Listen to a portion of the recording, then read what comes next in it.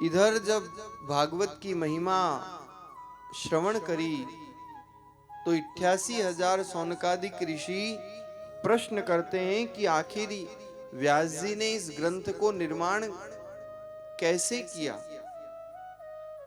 किस प्रकार से भागवत का आविर्भाव हुआ है। तब आपने वर्णन किया कि एक बार वेदव्यास जी महाराज 17 पुराण लिखने के पश्चात धर्म कर्म सब कुछ आपने लिख दिया, लेकिन फिर भी मन में अशांति बनी हुई थी, मन को संतोष प्राप्त नहीं हुआ। और जब मन को संतोष प्राप्त नहीं हुआ तो एक दिन बैठे विचार कर रहे थे उदास मन से। इधर तो व्यास जी का विचार करना हुआ और उधर दरवाजे पर आज व्यास जी के आंगन में मीठी मीठी आवाज आ रही है, श्रीमन नारायण भजमन नारायण श्रीमन नारायण। सभी गाइए प्रेम से, श्रीमन नारायण नारायण नारायण।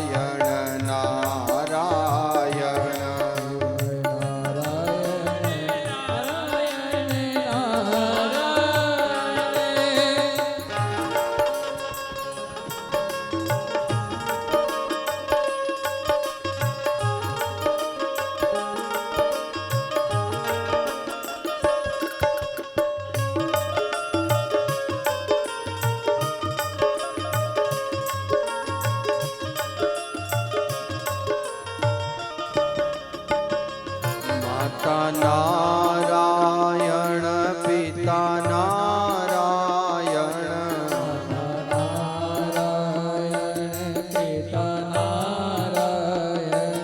गुरुवर नारायण नारायण नारायण, गुरु नारायण नारायण नारायण।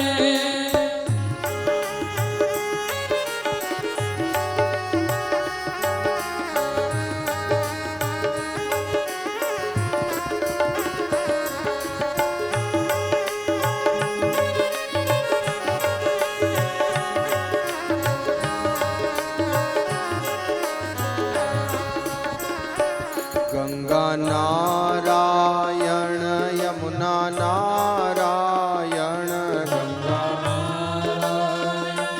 यमुना नारायण, कावेरी नारायण नारायण नारायण, कावेरी नारायण नारायण नारायण, श्रीमन नारायण भजमन नारायण,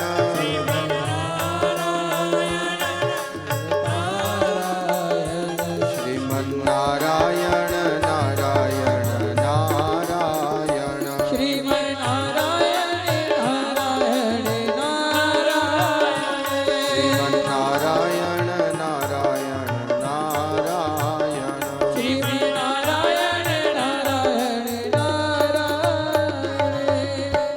नारद जी महाराज पहुंच गए, व्यास जी को चिंतित अवस्था में देखा, पूछ लिया कि आप क्यों चिंतित हैं।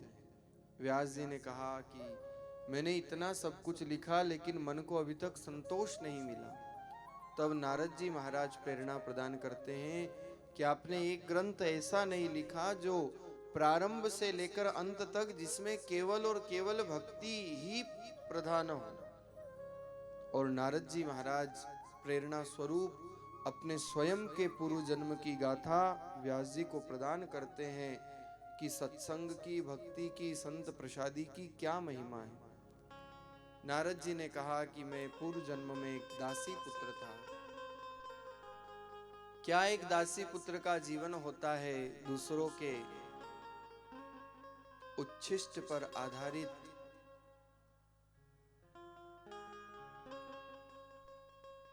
नारद जी कहते हैं, मैं अपनी माँ के साथ छोटे से गांव में निवास किया करता था।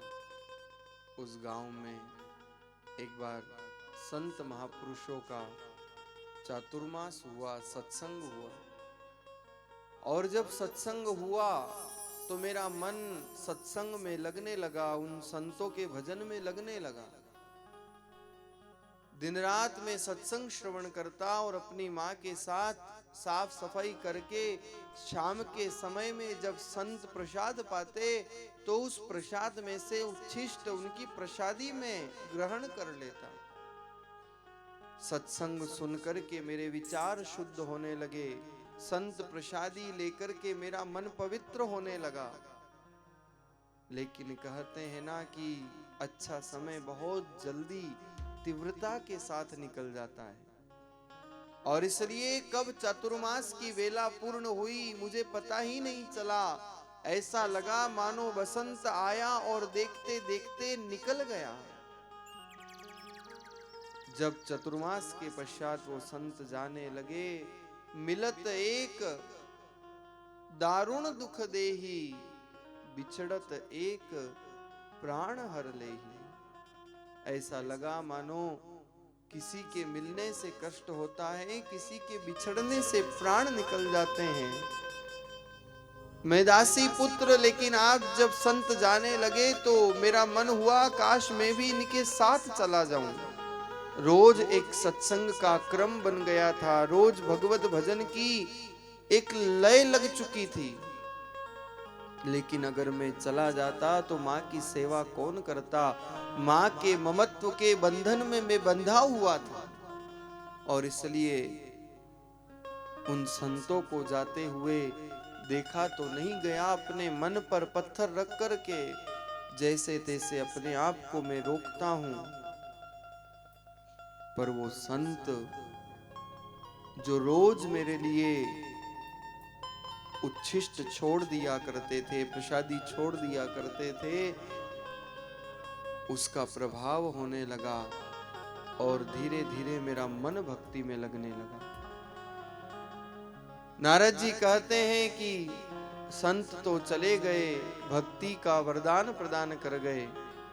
योग संयोग की बात, एक दिन माँ झोपड़ी से बाहर निकली, एक सर्प के द्वारा डस लिया गया।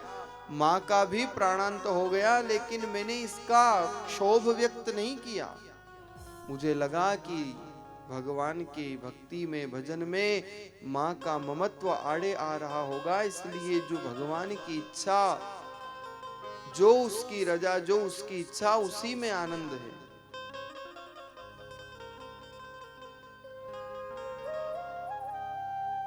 नारद जी महाराज वर्णन करते हैं कि जैसे तैसे मैं जीवन यापन करने लगा। माँ चली गई, लेकिन बैठ करके दिन रात भगवान नाम स्मरण करने लगा और भजन करते करते एक दिन अचानक से बिजली चौंकती है, और जैसे ही बिजली गिरी मुझे मानो लगा भगवान के दर्शन हुए। पर भगवान को तो आने से ज्यादा जाने की जल्दी थी। क्षण मात्र में भगवान विस्मृत हो गए। मैं उस दर्शन को प्राप्त करने की लालसा में मचल उठा, और दर्शन प्राप्त करने के लिए जब मेरा मन अप्लावित हो उठता है तो आकाशवाणी हुई कि तुम्हारे कर्म अभी शेष है, जाकर के भजन करो तब भगवान के दर्शन होंगे। सुदामा पर्वत पर जाकर के मैंने भजन में मन लगाया, और भजन में मन लगाते लगाते एक दिन प्राणांत हो जाता है। लेकिन संतों की प्रसादी और संत प्रसादी के साथ सत्संग का ऐसा प्रभाव पड़ा कि कहाँ तो मैं दासी पुत्र था, लेकिन अगले जन्म में ब्रह्म ऋषि के पद पर स्थापित हो जाता हूँ। एक संत प्रसादी सत्संग का प्रभाव जो दासी पुत्र को एक ब्रह्म ऋषि का पद प्राप्त हो जाता है। नारद जी महाराज ने अपने पूर्व जन्म का व्याख्यान जब व्यास जी महाराज को श्रवण कराया, क्योंकि नारद जी प्रॉब्लम शूटर है, जहां प्रॉब्लम होती वहां पहुंच जाते हैं। बहुत से लोग प्रॉब्लम क्रिएटर होते हैं, समस्या उत्पन्न करते हैं, लेकिन संत समस्या का समाधान प्रदान करते हैं। भारतीय संस्कृति के दो, सनातन धर्म के दो ऐसे ग्रंथ वाल्मीकि रामायण और श्रीमद् भागवत महापुराण, और दोनों की ही रचना में प्रेरणा नारद जी की है। संत प्रेरणा से दोनों ग्रंथों का निर्माण हुआ है। स्वामी रामचरण जी महाराज ने इस दृश्य को अपनी अनुभव वाणी में वर्णन किया है।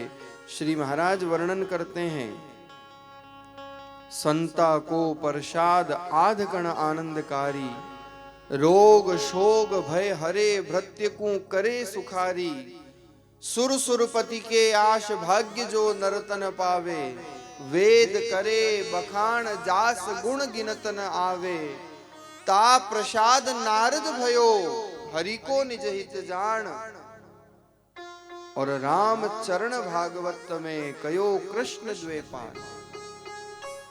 व्यास जी महाराज को नारद जी ने जो प्रसंग सुनाया, श्री महाराज ने वाणी में वर्णन किया है। यह है संत प्रसादी का महत्व। इसलिए रामस्नेही संप्रदाय में आज भी शीत प्रसादी का जो महापुरुषों ने प्रदान की, उसका प्रचलन आज भी चला आ रहा है। और हमारी भारतीय संस्कृति तो यह कहती है, इष्ट साध्या बिन अन्न ले तो धर्महीन पशु जान। वाणी जी में श्री महाराज ने फरमाया, बिना इष्ट की आराधना किए अगर हम मुख अपवित्र कर लेते हैं तो हमारे में और पशु में कोई अंतर नहीं। वो भी उठता है, खाता है, पीता है, सो जाता है। आपका परिवार है, उसका भी परिवार है, इतना ही अंतर है। आप 2 पैर के हो, वो 4 पैर का है। लेकिन वो भगवत भजन नहीं कर सकता, वो नाम स्मरण नहीं कर सकता, वो मंदिर नहीं जा सकता, वो इष्ट आराधना नहीं कर सकता। यही तो अंतर है मनुष्य में और पशु में। लेकिन आज का मानव पशु प्रवृत्ति की ओर, पाश्चात्य संस्कृति की इस चकाचौंध में अग्रसर होता जा रहा है। तो महाराज नारद जी ने प्रेरणा दी और व्यास जी बद्री का आश्रम के ऊपर, जहां व्यास आश्रम है भीम पुल के पास, वहां जाकर के तपस्या करते हैं। सरस्वती नदी का पावन तट है और भगवान की ऐसी कृपा हुई कि व्यास जी महाराज की तपस्या फलीभूत होती है। साक्षात गणेश जी आकर के श्रीमद् भागवत कथा का लेखन करते हैं, व्यास जी उच्चारण करते हैं और सारे संसार को श्रीमद् भागवत महापुराण जैसा ग्रंथ प्राप्त होता है। बोलिए श्रीमद् भागवत महापुराण की जय हो। ऐसा ही अद्भुत दिव्य ग्रंथ नारद जी महाराज की प्रेरणा से सारे संसार को प्राप्त हुआ और व्यास जी अपने पुत्र सुखदेव जी को इस ग्रंथ का पावन प्रसाद प्रदान करते हैं। जीवन में जो भी भगवत कार्य होता है वो बिना संत कृपा, बिना भगवंत कृपा के नहीं हो पाता। व्यास जी ने भी विचार नहीं किया था, लेकिन नारद जी महाराज की प्रेरणा हुई और ऐसा दिव्य ग्रंथ व्यास जी महाराज के द्वारा रचा गया। क्योंकि जीवन में कुछ कार्य कृपा से ही होते हैं, न प्रारब्ध से होते हैं, न पुरुषार्थ से होते हैं। यह फल साधन ते नहीं होई, तुम्हारी कृपा पावे कोई कोई। जब भगवान की कृपा होती है तब सत्संग के योग बनते हैं, भगवत गुणानुवाद के योग बनते हैं। नहीं तो महाराज वो कहावत है नहीं, पाप देवे थाप की तो मुंडो फेर लेवे, क्या ताकत जीव की जो राम नाम लेवे। भगवान का एक नाम भी जीवा पर नहीं आ सकता है भगवान की संतों की कृपा के बिना। न जाने कितने कितने प्रकार के कर्म अपकर्म आड़े आ जाते हैं और हम सत्संग से, भगवत भजन से, चिंतन से दूर हो जाते हैं। इसलिए जीवन के कुछ कार्य केवल भगवान की कृपा से ही होते हैं। ये भागवत महापुराण, ये भगवंत कृपा ही तो थी जो इस कलयुग में ऐसा दिव्य ग्रंथ जो प्रत्यक्ष कृष्ण एव ही। कृपा तो सब चाहते हैं, दया सब चाहते हैं, पर दया भगवान करेंगे कब? जब हम दया का उल्टा करेंगे। दया का उल्टा करो, याद। जब हम भगवान को याद करेंगे तो भगवान हमारे ऊपर दया करेंगे। जैसे आप मंदिर में जाते हो, घंटी बजाते हो, है ना, भगवान मेरा ध्यान रखना, तो देखो वो घंटी रिटर्न आती वापिस। भगवान कहते हैं तू भी मेरा ध्यान रखना, सेम टू यू, है ना। नहीं तो थे जान के लो भगवान आ गयो था कि छाती पे मूंग दलवा। पर भगवान के द्वार पे जाते हैं, दया चाहते हैं, पर दया जब होगी जब हम मन से, आत्मा से भगवान का स्मरण करेंगे।